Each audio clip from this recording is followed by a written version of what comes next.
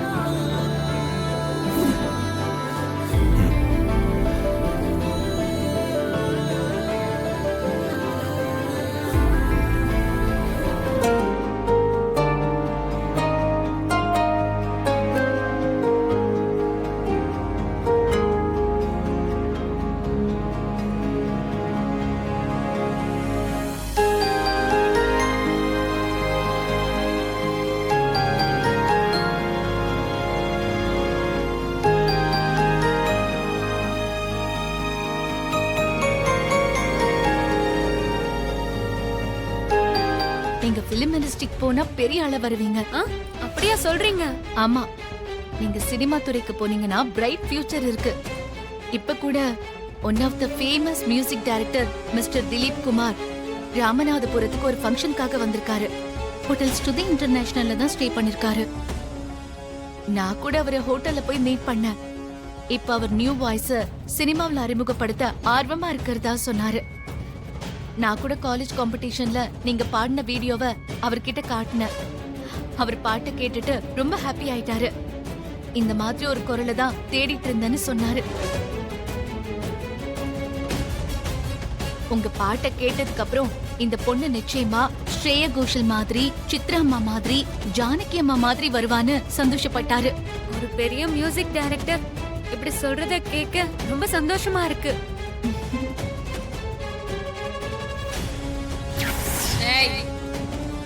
இனிமே நீ பாடக்கூடாது. மீறி பாடுன அவ்வளவுதான் சொல்லுங்க. என்ன ஏதோ நினைப்புல இருக்கிற மாதிரி தெரியுது. ஒன்னும் இல்ல. நீங்க உடனே அவரை மீட் பண்ணுங்க. அப்புறம் உங்க லைஃப் வேற மாதிரி ஆயிடும். இல்லங்க, இப்ப வேண்டாம். என் அம்மாவுக்கு தெரிஞ்சா பிரச்சனை ஆயிடும். இன்னொரு தடவை பாத்துக்கலாம். திலீப் குமார் மியூசிக்ல பெரிய ஜீனியஸ். அவரை மீட் பண்றது அவ்வளவு சுலபம் கிடையாது. அவரே உங்க வாய்ஸ் பிடிச்சிருக்கு, வந்து பார்க்க சொல்லிருக்காரு. இந்த கோல்டன் சான்ஸ மிஸ் பண்றாதீங்க. நீங்க சொல்றதெல்லாம் சரிதான். ஆனா இப்ப சிச்சுவேஷன் சரியில்லை. அதனாலதான் மீட் பண்றதை அவாய்ட் பண்றேன். சாரி, தப்பா எடுத்துக்காதீங்க. சரி, இதுக்கு மேல உங்க இஷ்டம். ஒருவேளை நீங்க மனசு மாறி அவரை பார்க்கணும்னு நினைச்சா அவர் ஹோட்டல்ல தான் இருப்பாரு. இந்தாங்க விசிட்டிங் கார்டு. எதுக்கும் நான் உங்களுக்கு ஈவினிங் ஃபோன் பண்றேன். உங்க டேலண்ட எப்படியாவது வெளி உலகத்துக்கு காமிக்கணும்னு நினைக்கிறேன். அவர் மியூசிக்ல ஒரே ஒரு பாட்டு பாடினீங்கன்னா ஃபேமஸ் ஆயிடலாம். அப்புறம் பாட வேணான்னு சொன்ன உங்க அம்மாவே நல்லா பாராட்டி நிறைய பாடுன்னு சொல்லுவாங்க. சொசைட்டில இவ ஏன் பொண்ணுதான்னு பெருமையா சொல்லுவாங்க. நீங்க இப்பவே எந்த முடிவுக்கு வர வேண்டாம். நல்லா யோசிச்சு ஒரு முடிவுக்கு வாங்க. நான் வரேன்.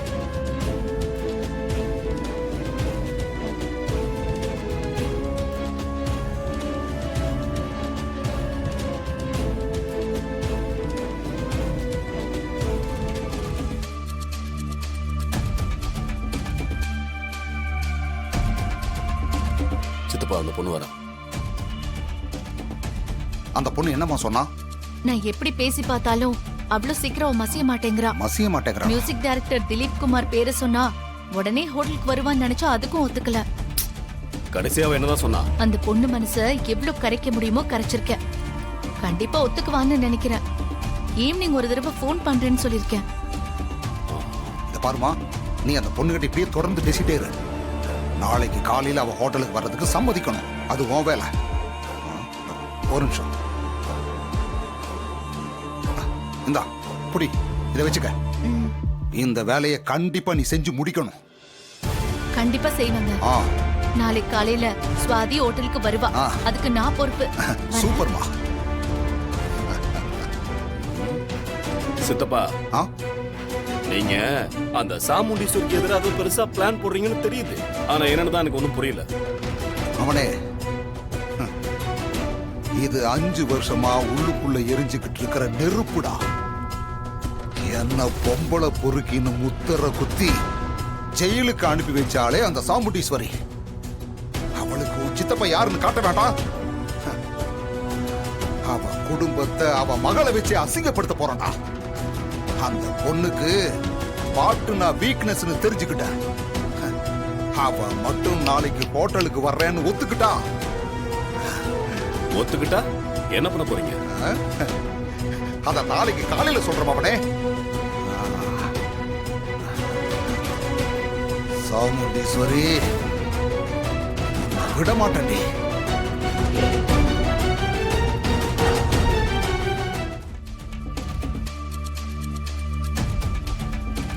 ரேவதி, ஏய், இப்ப எதுக்கு இங்க வந்த? என் கண்ணு முன்னாடி நிக்காத போ. கோவப்படாத ரேவதி. என்னோட மகேஷ் அவன் எங்க இருக்கான்னு மட்டும் உடனே உன் ஹஸ்பண்ட் கிட்ட கேட்டு சொல்லிடு. அது மட்டும் போதும் எனக்கு.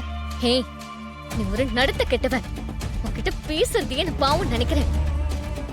என்ன நம்ப வச்சு கழுத்து அறுத்தவங்க தானே நீ அந்த மகேஷும். உனக்கெல்லாம் எவ்வளவு உதவி செஞ்சிருக்கேன். அதெல்லாம் கொஞ்சம் கூட நினைக்காம எனக்கே துரோகம் செஞ்சவங்க தானே நீங்க. உன்னை போக்கவே அருவருப்பா இருக்கு. என் முன்னாடி நிக்காத, ஓடி போ. இத பார், மகேஷ் எங்க இருக்கான்னு மட்டும் சொல்லிடுங்க, நான் போயிடுறேன். இல்லனா நான் உங்களை சும்மா விட மாட்டேன். என்ன பண்ணுவ? என்ன பண்ணுவனா? நான் எந்த எல்லைக்கும் போவேன். என்ன பிளாக்மெயில் பண்றியா? என்னை ஏமாத்தி கீழ்த்தனமான வேலையை செஞ்சது நீ. உங்களுக்கு நான் ஏன் பயப்படணும்? ஆ, நாங்க ஏமாத்திட்டோம் சொல்றியே. உன் புருஷன் மட்டும் என்ன யோக்கியமா? அவன் யார் தெரியுமா? யாரு? அவன் ராஜா சேதுபதியோட பேரன்.